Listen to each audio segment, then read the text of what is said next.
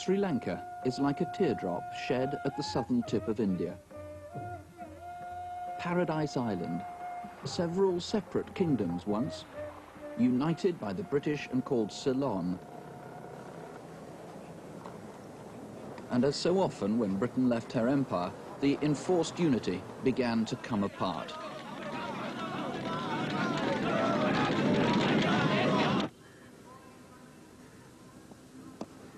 The British legacy is everywhere. Here in the capital, Colombo, it's hard to tell the two sides apart, the Tamils and the Sinhalese, just as it's hard to distinguish Catholic from Protestant in Belfast. But the differences are real. The Tamils are a minority, except on the north and eastern coasts. The Sinhalese are nearly 3/4 of the population and are in control. As individuals, many of them get on together, but the cricket and the bonhomie conceal a struggle that's often murderous, and never more so than last July. I was confronted by a mob of about 13 to 20, armed with swords and daggers and axes and all kinds of things. The leader of the mob came up to me and asked me as to whether I was a Tamil or a Sinhalese. Well, I think I could have easily managed by telling that I was a Sinhalese, but I didn't have the guts because I was driving the car alone. At the same time, I also didn't want him to suspect me. If he had suspected me, he would have asked me for identification papers, in which event my name is Prabhakaran, and that also is the name of a terrorist leader in this country. And they would have connected me with the terrorist leader, pulled me out and skinned me alive. So I immediately answered that I was a Tamil. Before I could finish answering, my front screen, windscreen, back screen, all the hatchback, everything was smashed. And they dragged me out of the car. And two of them came and stripped my shirt and the trousers off.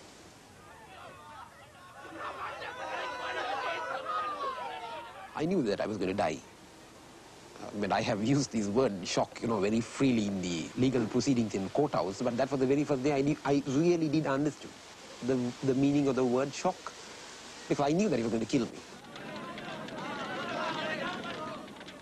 So this person advanced towards me and he was about to hit at me. Then one person screamed and said that I defended him some time back. It's true that, I defended him in a court of law about 4 years ago on a charge of pickpocketing. So if not for him, I would have been killed. Early morning, we received a phone message to say that my uncle and my cousin's husband was shot dead. And we were all upset, and my aunt was with me at that time. And we did not want to tell her and, break her heart. And in the meantime, the neighbors came and said that the shops were all burning and everybody was going amok and things were getting bad. And we all got into the car. We thought we'll drive away. We were in a frenzy mood of, we were scared of our lives, of nothing else. And then as we went into the by-lane, we were caught between hundreds of thugs on both sides of the car, And all were with bottles, with iron rods, with sticks, and various things that they could lay hand on. And they started throwing these things on the car, and the windscreens were broken, and I thought we were gone. And my little son started yelling, shouting. And then my husband, he didn't lose his presence of mind. He had courage. He didn't lose the wheel, he didn't stall. He reversed back. And through the crowd, through the flames on both the sides, the flames actually kept the crowd from not rushing in. As always, who started it is in dispute. The immediate trigger for last year's violence was the killing of 13 government soldiers, all Sinhalese, by armed Tamil militants fighting for a separate Tamil state. Who suffered most is easier to say. Sinhalese mobs went on the rampage. Hundreds of Tamils were murdered, some say up to 2,000 lost their lives, and tens of thousands were burned out of their homes. This is the story of people who lived through it, seen through the family of one young man who didn't. One day last July, Ravi Sivapalan went to hospital to fetch a patient there, his mother. I saw a crowd coming towards him and started attacking him with bottles and stones and things like that.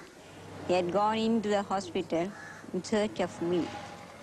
The same mob had gone and killed him, but I didn't see him being killed.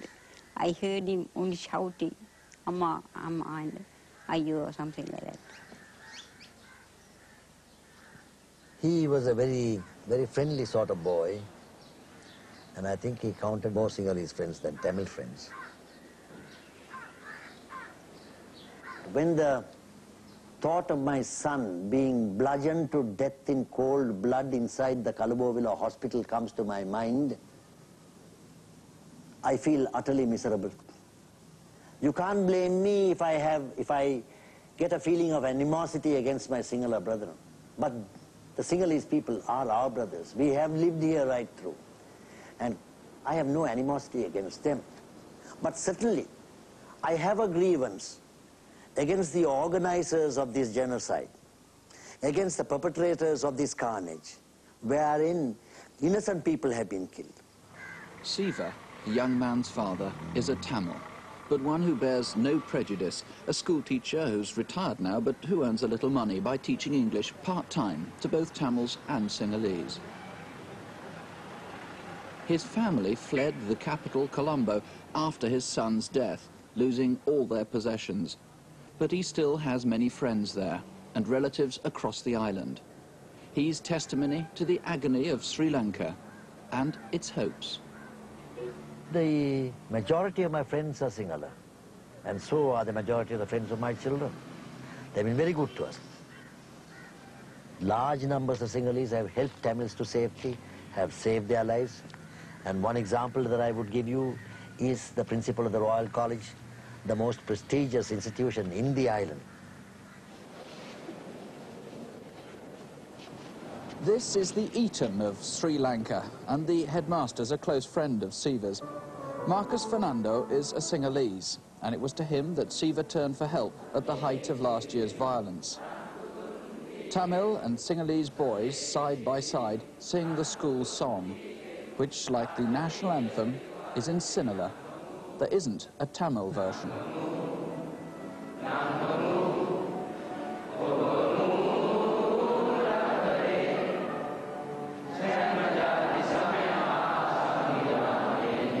I must say that Mr. Fernando, during the ethnic violence, was very helpful to my family.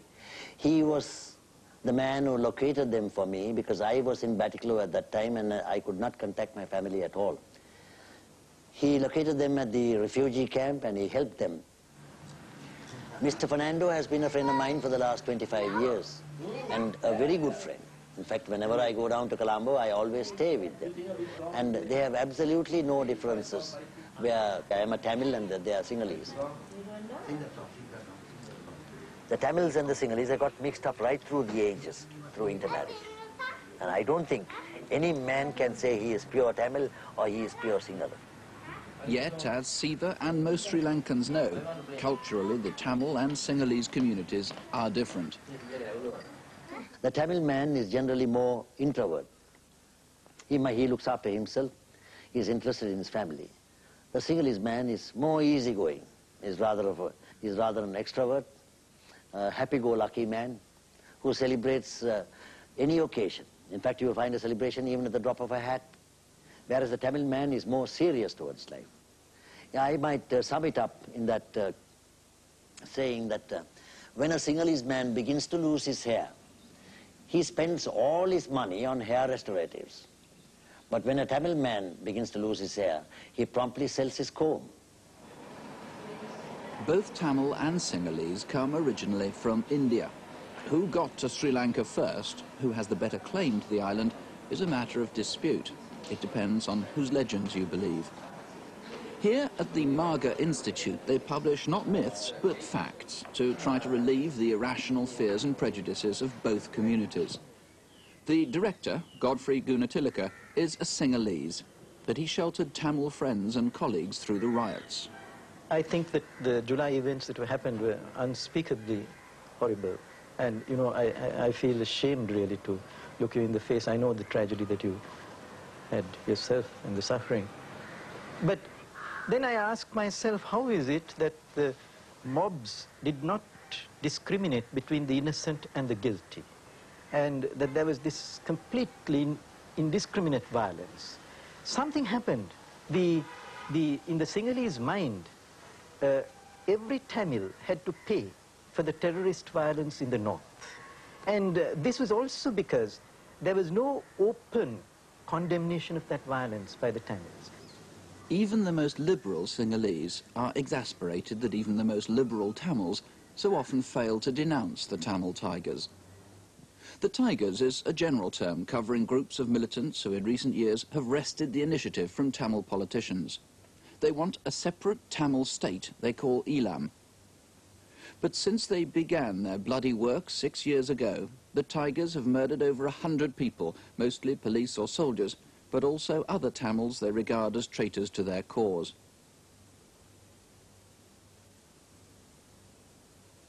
Their killings in the north inflame passions across the country. Raja Vijayawardena, a policeman, was ambushed a year ago. He leaves behind 2 children and Ramani, his grieving widow.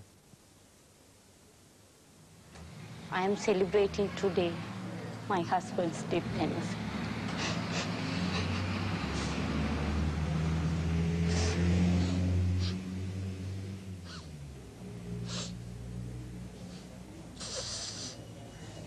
I've stayed at Jaffna in fear. I'm always in fear, lot of fear. I always told him, someday this must be happen.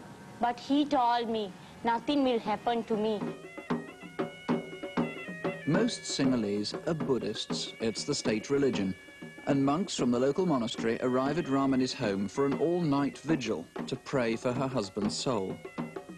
Sinhalese Buddhists honouring the memory of a Sinhalese policeman murdered by a Tamil tiger.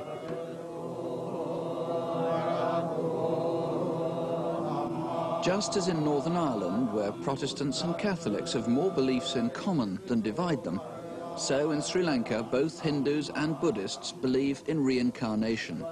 So the monks are provided with a feast to help the dead man have a better and a longer life when next he returns to this world.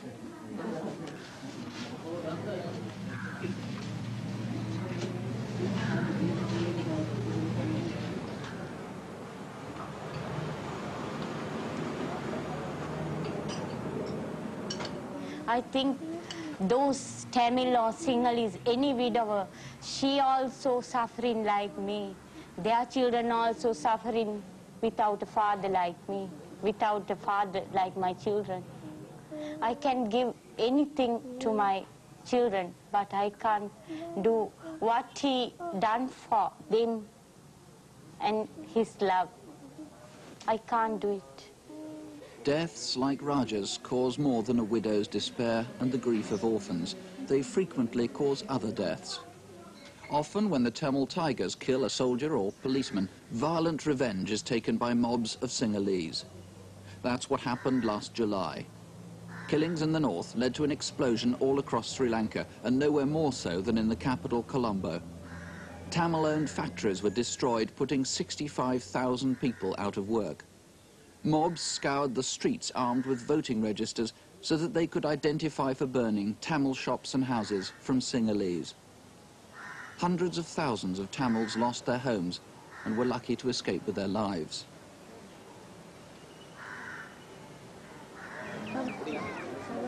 Dozens of schools and temples had to be converted hurriedly into sanctuaries. Refugee camps, which still today have not been entirely emptied. Though the government is encouraging the refugees to leave, most of these people have no jobs, no homes to go to. What they had was burned or looted, or they're simply too scared to leave the safety of the camp.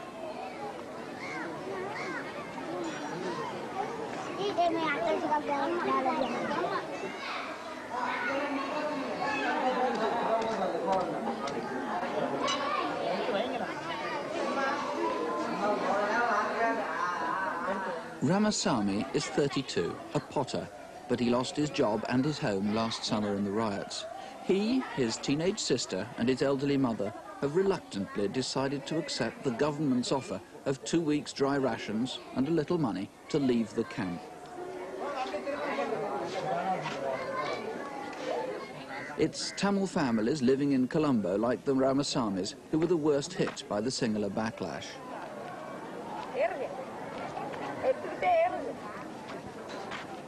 They're scared to go, and they don't know where to go. They simply told the driver, "Take us to the nearest bus stop."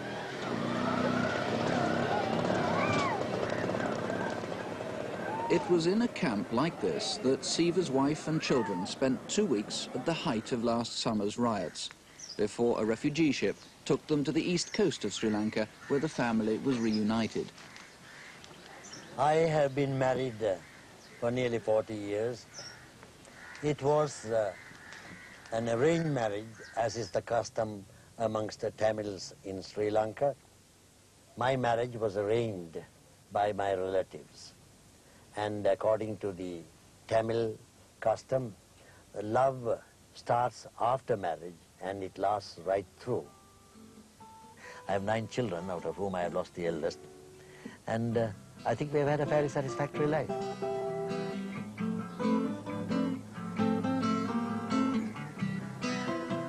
I have 5 sons now in Sri Lanka. 4 of them were employed in Colombo. There is no possibility of any employment in Trincomalee itself. And I do not want these boys to go back to Colombo to their former jobs, because I do not want to lose another son.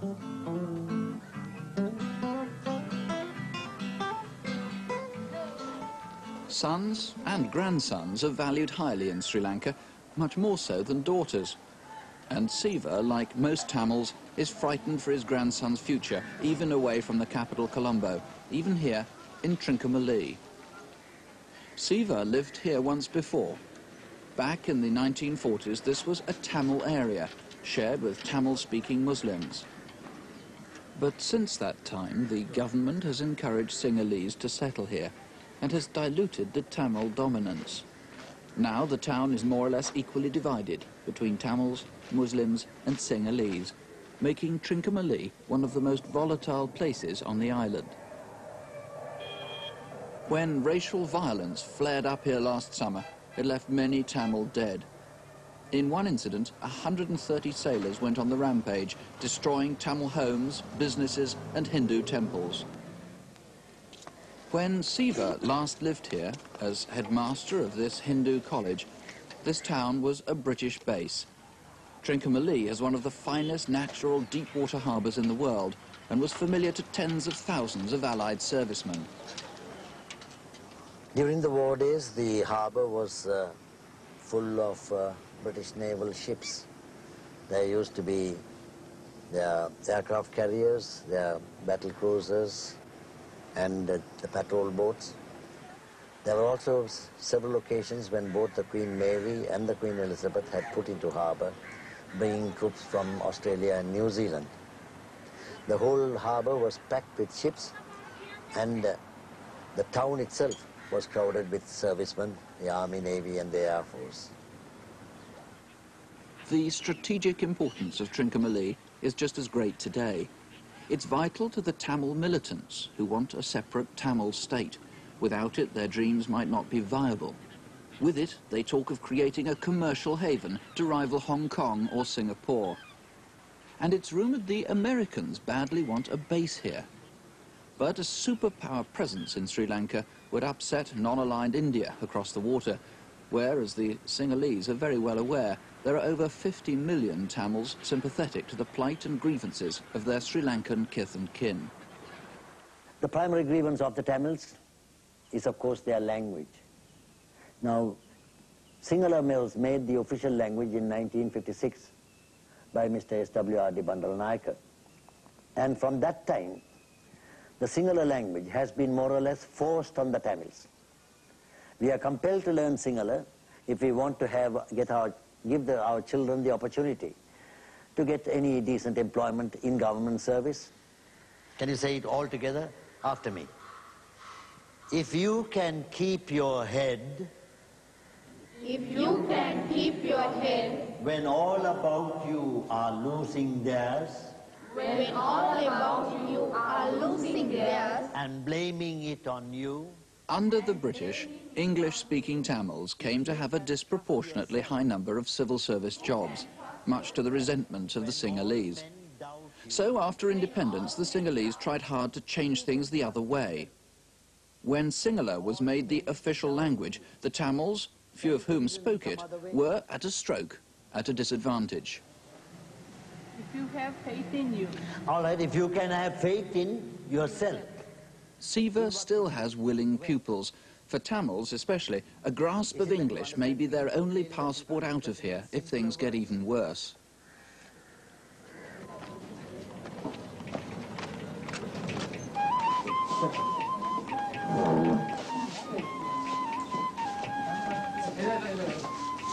On my 63rd birthday, a number of my old students, both boys and girls, expressed a keen desire to meet me. I thought the idea was just to offer me their best wishes on my birthday. But when I saw them turning up at home with a full set of furniture for my house to make up for everything that we had lost, I was so touched by it that I was at a loss for words. And I am happy that I have students who still feel that they have to help their old teacher in distress.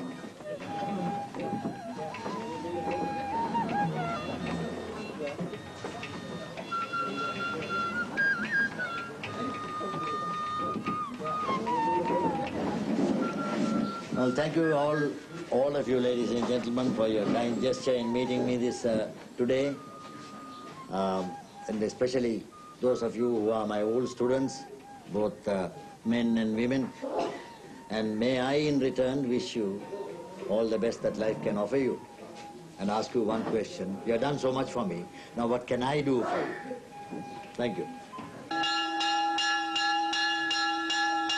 Solace in the generosity of others and solace in his religion. Some Tamils are Christian, but most, like the Sivapalans, are Hindu. Most Hindus believe that death is only the gateway to another life. They also believe that we are reborn in successive births until we reach that state of perfection when we become one with the divine. My family is strongly attached to this belief, and it's very surprising that recently when they they consulted an astrologer. He seems to have told my wife and my children that my eldest son, who was killed, will be reborn again this coming July as my daughter's son. So everybody is agog now to see my son once again reborn. Siva the Hindu shares beliefs like that with his Sinhalese neighbours who are Buddhist.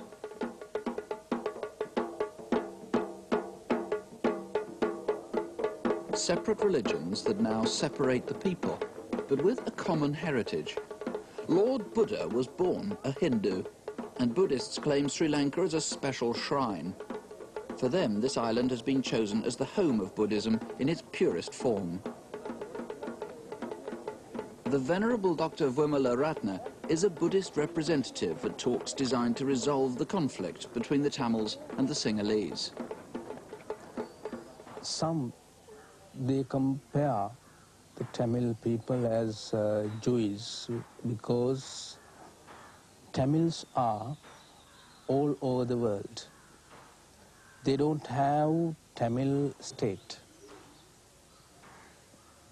So they don't have any land to claim that this is our land or Tamil's land. They have their idea in their mind the Sri Lanka or northern part of Sri Lanka is the ideal place to have a Tamil state. So then this is only a base. So Tamil state spreads all over the world. The Buddhist clergy have preserved the valuable culture in this country. That is the Buddhist culture, the Buddhist tradition. We have a 2,500 years long unbroken tradition of Theravada Buddhism in this country.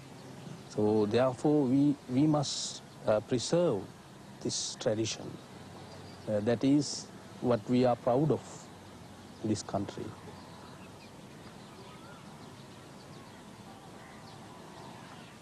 Tamil people, they say that they are in insecurity. But I don't think the asking a separate state is not the answer for this insecurity. There are some Tamils who'd agree with him. Here in the Central Highlands, amid the tea plantations, is the most vulnerable section of the Tamil community. They're known as Indian Tamils. Brought over from India by the British as cheap labour, they're isolated from other Tamils not only by geography, but by caste. They're mainly Harijan, untouchables. Since independence, many of them have lost what elementary rights they had. The majority was stripped of citizenship. The government is now promising reforms, but currently many of the people here are stateless. They're in limbo.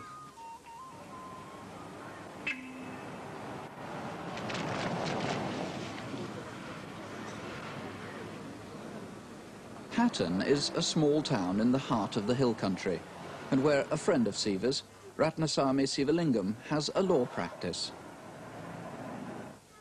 Most of his clients are poor plantation people. This family, Paul and Sarojini Raj, have had their home destroyed by Sinhalese. They spent a week hiding in the jungle. Now they've turned to Sivalingam. They need new work and a new home, and they've no one else to ask.